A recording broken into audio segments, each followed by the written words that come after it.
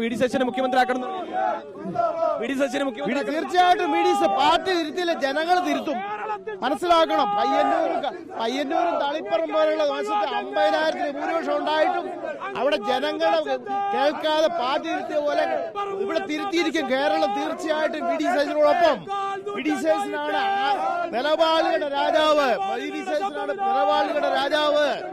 അതുപോലെ പണം നയിച്ചോൻ ഭരണം നയിക്കണമെന്നുള്ള ആഗ്രഹമാണ് നൽകുന്നത്. നേതാക്കളൊക്കെ പറയുന്നത് നടപടി ഉണ്ടാകുന്നൊക്കെ നേതാക്കളൊക്കെ പറയുന്നത്. എന്ത് നടപടിയെയും നേരിടാൻ ഞങ്ങൾ തയ്യാറാണ്.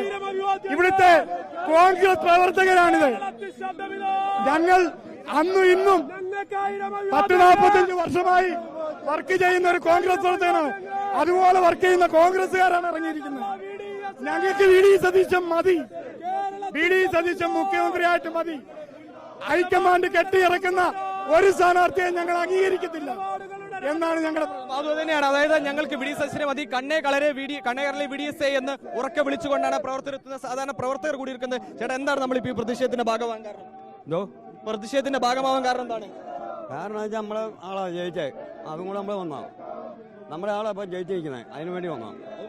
കെട്ടിയിറക്കിയ സ്ഥാനാർത്ഥികൾ വേണ്ട എന്നാണ്. കെട്ടിയിറക്കുന്ന സ്ഥാനാർത്ഥികൾ വേണ്ട. ഈ 5 വർഷവും കോൺഗ്രസിന് വേണ്ടി പണിയെടുത്തത് വി.ഡി. സതീശനാണ്.